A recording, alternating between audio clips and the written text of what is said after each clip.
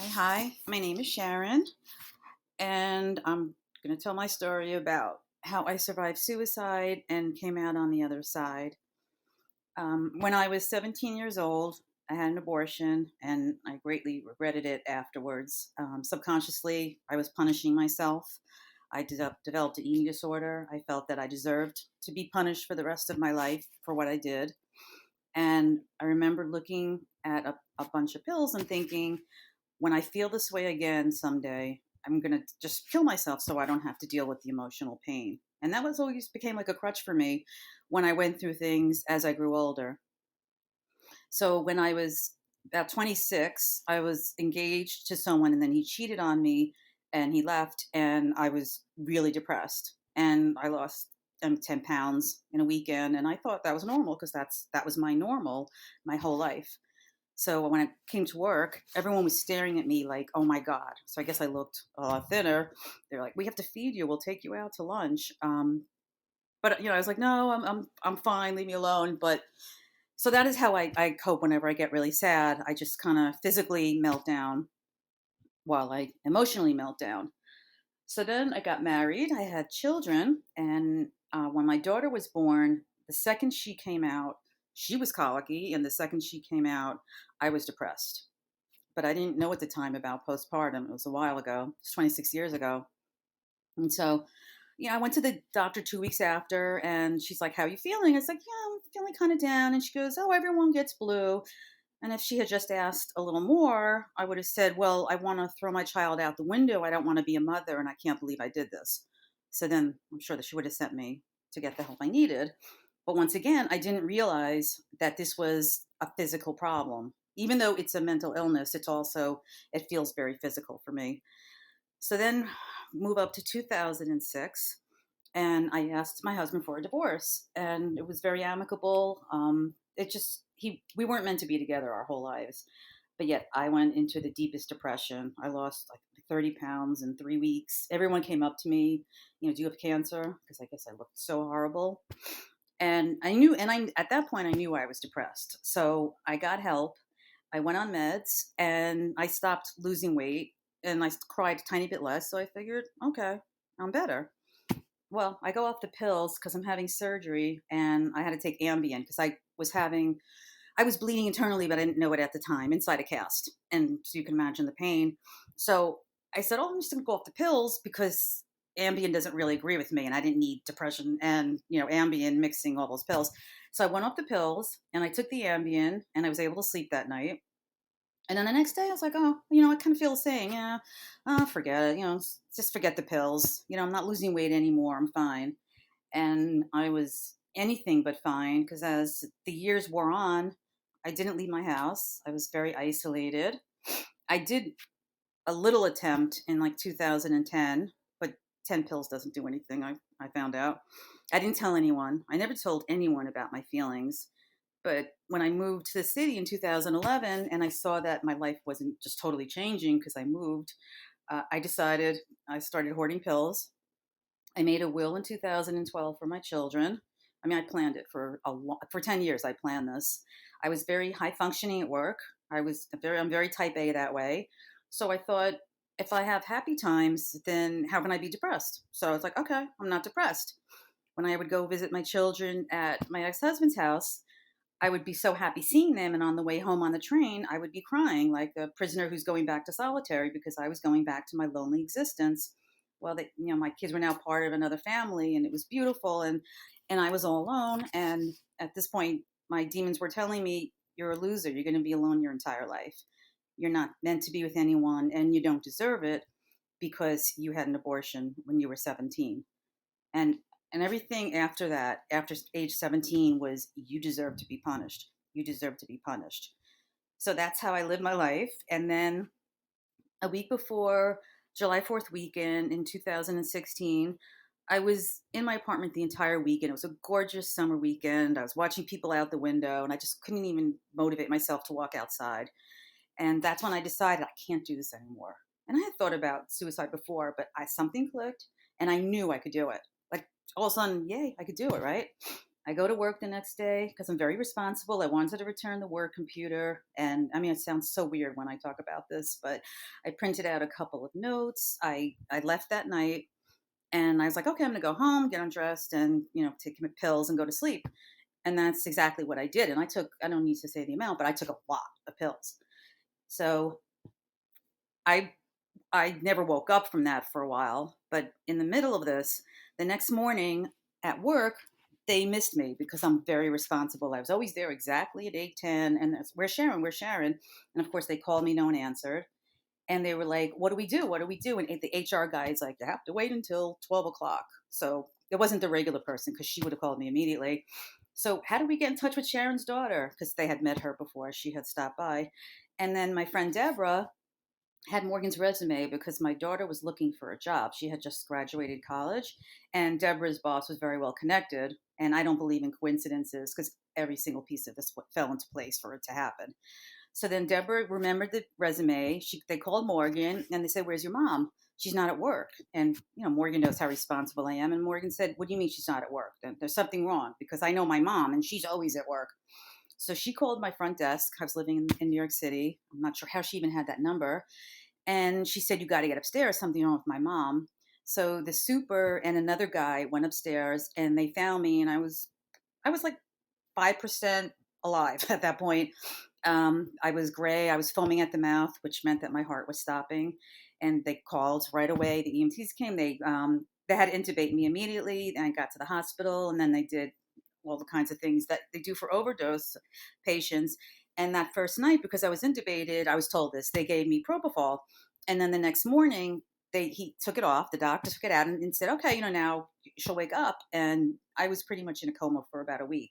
So they thought I was going to die. And my children at the time were like, I don't know, 20, 22, something like that. They didn't deserve to have to go through this. But so when I did wake up 5 days later, and I also caught pneumonia, by the way, but when I did wake up and seeing my children's eyes, oh my God, I knew I'm never doing this again. I mean, first of all, waking up from a coma is a nightmare to begin with, but seeing your loved ones there. And I remember this was soon after I was coherent. And my mom said, "It's okay. You're depressed. You'll get the help you need." And all of a sudden, I saw the light bulb because truthfully, I didn't think it was depression. I thought I was meant to be alone. I was a loser. I should be punished for the abortion. I was never going to be happy. And the only way to end the pain was to die. And as soon as my mom said that, my type A personality kicked in. And I thought, well, A, I can't do this again to my children or my family. But B, I said, wow, I could get better. Like I could actually get better and live my life. And so I stayed in the hospital for a couple of weeks, and then I went to the institution for a couple of weeks where they just regulate your meds. But even there, I was talking to other people, and I was just like, they were like, "Why do you seem okay?" And I was just like, because I know now that I can get better. It's not just, I'm not meant to be miserable for the rest of my life. So when I got back home, I went into an outpatient for a couple of weeks, and the people were saying the same things that I felt. Like, they couldn't make themselves go to a birthday party that was very important to them, but they just couldn't go. And they felt they were losers. No one would miss them. I didn't think my kids would miss me. I seriously did not think my children would miss me. I actually sent them a text the day before I overdosed, and I just wrote, "I love you," even though I thought my kids wouldn't miss me. And my son ignored it as usual. And my daughter wrote, "Why are you saying that?" And I said, "Because I love you. I always say that." And she goes, "No, you only say it after we have a conversation." And luckily she dropped it. But I came to imagine if I had died and my son didn't respond to the text, and he would have had that guilt forever. But I was talking to heaven saying, "I'm so sorry that I'm inconveniencing you by coming up there. I'll see you soon." So when people try to rationalize suicide, you can't rationalize something that's irrational. And no one should ever feel guilty if they didn't see someone who was, not who was mentally ill. It's okay. It's not how do I put this? Okay. If someone's like me, they hide it really well. And when they're with you, they're happy because they're out of the house and they're actually with company. So it's that little reprieve. It's not your fault. It's not up to you to see it unless someone comes out and says, "Yeah, maybe I feel like dying. Maybe not. Life's not worth living." But there are a lot of people like me. They don't say that. I never gave a hint that I was hoarding pills. I mean, I was putting everything together nicely for a few years. It wasn't a sudden thing. And then I wrote a book. I'm a writer by trade, and I wrote a book when I came out, and it's called 69th Street Suicide. It's on Amazon, and I totally explain my life and what I was thinking behind the actions and the thoughts. Because, especially loss survivors, I want you to realize that our demons make us very sick. Our brains are not normal at all. Like if someone said to me, "Oh, I can't make it to lunch today," well, right away it's because they don't like me.